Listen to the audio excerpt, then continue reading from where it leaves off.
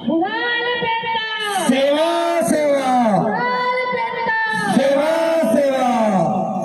आज ब्लॉक स्त्री ठाकुर जोहारनी कार्यक्रम में आए सम्माननीय मंच के सभी सियानगढ़ सामाजिक पदाधिकारी, गायका पटेल पुजारी और बरादपुर ब्लॉक से जितने भी गांव से आए मेरे माताएं, बहनें, युवा साथी, बुजुर्ग सियान, आप सभी को ठाकुर जोहारनी नए खाई पर्व की बहुत बहुत बधाई। सेवा जोहार। मुझे पहले ही समय में बांध दिए हैं तो मैं ज्यादा तो नहीं बोल पाऊंगी, लेकिन मैं आज अपनी रूढ़िगत व्यवस्था, अपनी संस्कृति, परंपरा, रीति नियम के बारे में बोलना चाहूंगी। आज जो हम नया खा रहे हैं ये हमारे पुरखों की देन है, उनकी रूढ़िगत व्यवस्था है जिसे आज पीढ़ी दर पीढ़ी हम बनाते आ रहे हैं। पहले तो हम अपने घर में, अपने गांव में मनाया करते थे, अब हम अपने उपखंड और ब्लॉक में मना रहे हैं। क्यों? क्योंकि हमारी जो संस्कृति है, हमारी जो पुरखों की रूढ़िगत व्यवस्था है, जो परंपरा है, रीति नियम है, वो क्या हो रहे हैं? भूलते जा रहे हैं। हम अपनी रूढ़िगत व्यवस्थाओं को भूलते जा रहे हैं। क्यों भूलते जा रहे हैं? हम लोग जैसे जैसे आधुनिकता की ओर बढ़ते जा रहे हैं वैसे वैसे हमारी संस्कृति, परंपरा, रूढ़िगत व्यवस्थाओं को भूलते जा रहे हैं, जबकि यही रूढ़िगत व्यवस्था, यही परंपरा, यही नियम हमें हमारी पहचान दिलाती है। आज हम आदिवासी कहलाते हैं हमारी रूढ़िगत व्यवस्थाओं से, हमारे नियम से, हमारे परंपराओं से, लेकिन उसी पहचान को हम भूलते जा रहे हैं। क्या भूलना उचित है? जिनसे हम विश्व में पूजे जाते हैं, जिनसे हम विश्व में पहचाने जाते हैं, वो हमारी संस्कृति है, परंपरा है, रूढ़िगत व्यवस्था है। लेकिन आज हम जैसे जैसे एजुकेटेड होते जा रहे हैं, शिक्षा ग्रहण करते जा रहे हैं, अपनी इन व्यवस्थाओं को भूलते जा रहे हैं और अपनी पहचान को दूर छोड़ते जा रहे हैं। क्या ये सही है? क्या ये सही है? शायद युवा साथी और हमारे सियानगढ़ चुप है, मतलब मैं यही समझूंगी ना कि ये रूढ़िगत व्यवस्थाओं को भूलना सही है। क्या सही है हमारे रूढ़िगत व्यवस्थाओं को भूलना? विश्व संस्कृति की जननी कहलाती है हमारी रूढ़िगत व्यवस्था, हमारी संस्कृति, हमारी परंपरा। आज हमें हमारे प्राकृतिक संसाधनों से पहचाना जाता है। हमें आदिवासी हमारे जल जंगल जमीन की रक्षा करने वाले के नाम से जाना जाता है, प्रकृति को पूजने वाले के नाम से जाना जाता है। लेकिन आज हम आधुनिकता की ओर बढ़ रहे हैं, अपनी पहचान को, अपनी प्राकृतिक संपदा को, अपनी रूढ़िगत व्यवस्थाओं को भूलते जा रहे हैं। मैं आप सभी को बताना चाहूंगी, जब हमारे यहाँ कुछ कार्यक्रम चलते हैं, सामाजिक कार्यक्रम जो हमारे रीति नियम, व्यवस्थाओं, संवैधानिक अधिकारों से संबंधित रहते हैं, लेकिन आज उन कार्यक्रमों में हमारे युवा साथी नहीं आ पाते हैं। क्यों नहीं आ पाते हैं? क्यों नहीं आ पाते हैं? आप सबको बता दूं, जब हमारे पुरखा लोग नया खाते थे तो उस दिन, उस नया खाने के दिन अपने परिवार के साथ खाते थे, अपने नया पीढ़ी के साथ खाते थे, और वहाँ जो सियान रहते थे वो अपने रूढ़िगत व्यवस्थाओं को, अपने पीढ़ी को बताया करते थे कि हमारी व्यवस्था ये है, हमारी संस्कृति ये है, हमारी परंपरा ये है। लेकिन आज ऐसा किसी भी घर में नहीं होता है। कोरिया का पान ला लिए, खा लिए, आशीर्वाद ले लिए, बस उतना।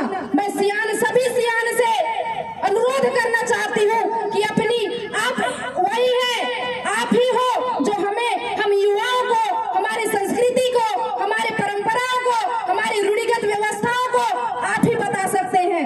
हमारा जो संस्कृति है, परंपरा है, नियम है, रीति नियम है, वो क्या है? अलिखित है। कोई भी हमारी व्यवस्था लिखित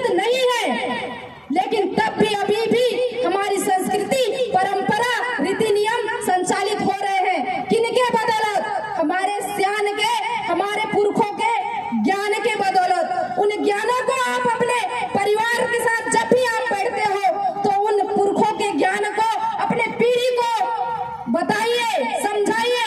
कहीं ना कहीं इसी जानकारी, ऐसी जानकारी ना देने की वजह से हमारे युवा पीढ़ी शिक्षा ग्रहण कर तो रहे हैं लेकिन गलत दिशाओं में जा रहे हैं। मैं शिक्षा को गलत नहीं बता रही हूँ, शिक्षा ग्रहण करना तो हम लोग का परम कर्तव्य है, हम लोग शिक्षा से ही आगे बढ़ सकते हैं। लेकिन आप शिक्षा भी ग्रहण कीजिए, लेकिन अपने पारंपरिक शिक्षा, अपनी व्यवस्था को, अपने रूढ़िगत व्यवस्थाओं को भी जान लीजिए, क्योंकि यही हमारी पहचान है। आज मैं देख रही हूँ कि आप सब, बहुत लोग ऐसे हैं कि वेशभूषा में आए हैं और बहुत लोग नहीं भी आए हैं। मैं वेशभूषा पे भी अपनी बात कहना चाहती हूँ कि हम एक दिन ही अपनी वेशभूषा में ना रहे, ये हमारे पुरखों की वेशभूषा है। इस वेशभूषा को आप सब हर रोज ग्रहण कीजिए, हर रोज पहनिए। और मैं युवाओं को खासकर बोलना चाहती हूँ कि जब भी ऐसे हमारे सामाजिक कार्यक्रम आयोजित होते हैं तो उस कार्यक्रमों में आप शामिल हो जाइए, क्योंकि एकमात्र वही है जहां पर हमारे सभी सियान आते हैं, अपने बातों को, अपने पुरखों को, ज्ञानों को बताते हैं। लेकिन आज जब भी मैं 9 अगस्त के दिन भी देख रही थी कि उतना बड़ा पर्व होता है, विश्व में मनाया जाता है 9 अगस्त, लेकिन हमारे कुछ युवा साथी, युवती साथी उस दिवस में शामिल नहीं होकर के इधर उधर घूमते रहते हैं, कहीं टाटा मारी जाते हैं, कहीं वाटरफॉल में घूमते रहते हैं। क्यों? क्या हम 9 अगस्त फालतू के लिए मनाते हैं? क्या फालतू मनाते हैं 9 अगस्त? विश्व में मनाया जाता है 9 अगस्त, कुछ रीजन है ना, जिसके वजह से हम 9 अगस्त बनाते हैं, जहां पर हम सभी परिवार सकला करके 9 अगस्त मनाते हैं, हंसते मुस्कुराते हैं, गाना गाते हैं, नाचते हैं। लेकिन उन सब से दूर हटकर हमारे कुछ युवा साथी क्या करते रहते हैं? घूमते रहते हैं, बोलना चाहिए रोमांस करते रहते हैं, बाहर घूमते रहते हैं। मैं युवा साथियों को बोलना चाहूंगी, जब तक आप लोग ऐसे जब भी सामाजिक कार्यक्रम होता है उसमें नहीं बैठोगे तो कभी भी अपने समाज को, अपने आदिवासी समुदाय को नहीं जान पाओगे। आप केवल हम आदिवासी हैं इतना ही जान पाओगे, लेकिन वो आदिवासी क्यों है, कैसे है, वो आदिवासी क्यों कहलाता है, उसको जान नहीं पाओगे। आज हमारे पास डिग्रियां तो है, हमारे पास कि ये एसटी है, ये आदिवासी है, हमें प्रमाण पत्र तो मिलते हैं, लेकिन एक समय आएगा जब आपको आपकी प्रमाण पत्र आपके रीति नियम परंपरा व्यवस्था के हिसाब से मांगा जाएगा। आपको तभी आदिवासी माना जाएगा जब आप अपने संस्कृति, अपनी परंपरा, अपने रूढ़िगत व्यवस्थाओं में रहोगे, तभी आपको आदिवासी बोला जाएगा। और मैं आप लोगों को बोलना चाहती हूँ कि दिनों दिन हमारे साथ बहुत सारे अन्याय होते जा रहे हैं। आज भी हमारे कुछ युवा साथी नगर नार में लड़ाई करने गए हैं।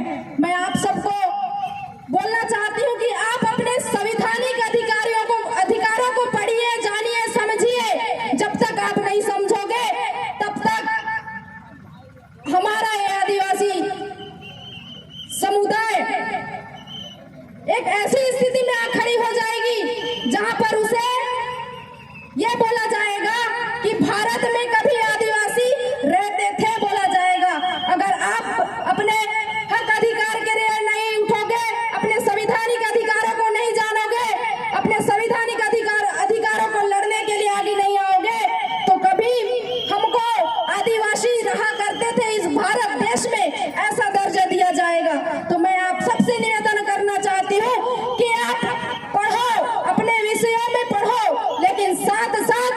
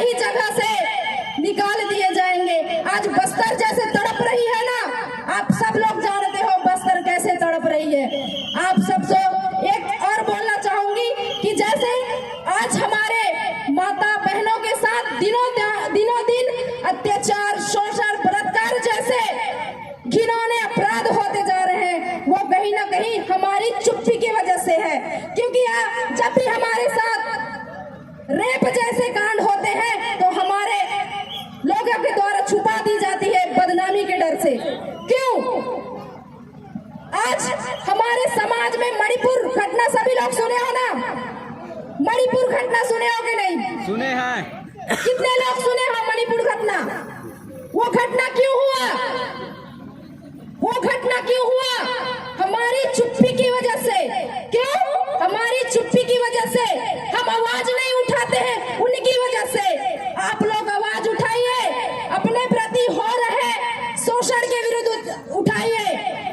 हमारे लिए बहुत सारे कानूने हैं, हमारे लिए बहुत सारे कानूने हैं। नारियों के लिए अगर किसी आदिवासी महिला के साथ अत्याचार जैसे घिनौने अपराध होते हैं, उनके लिए कड़ी कानून बनाई गई है, लेकिन उस कानून का भी आज पालन नहीं हो रहा है। वो कारण क्यों है? क्यों पालन नहीं हो रहा है? हमारे महिलाओं के लिए संविधान ने बनाया है ना? संविधान में महिलाओं के लिए कानून है कि नहीं? है। पता है कि नहीं? संविधान ने हमारे लिए कानून बनाया है, लेकिन उसका पालन क्यों नहीं हो रहा है? क्यों नहीं हो रहा है? क्योंकि हम लोग चुप हैं। हमारे साथ जो शोषण हो रहा है वो इन्हीं वजह से है कि हम लोग चुप रहते हैं। तो मैं सभी बहनों से अनुरोध करती हूँ कि आप सब फूलन देवी जैसे बनिए। फूलन देवी के साथ कितना घिनौने अपराध हुए, लेकिन अंत में उन्होंने क्या किया? अपने प्रति हो रहे अपराध शोषण के विरुद्ध लड़ा और उन्होंने 12 लोगों को एक साथ खड़े होकर के गोली मारी। आप सब लोग फूलन देवी जैसे बनिए। मैं अपनी इन्हीं बातों के साथ अपने वाणी को यही विराम देती हूँ। उड़ान पेंता, सेवा सेवा, उड़ान पेंता, सेवा सेवा। सभी को सेवा जोहार। बाबा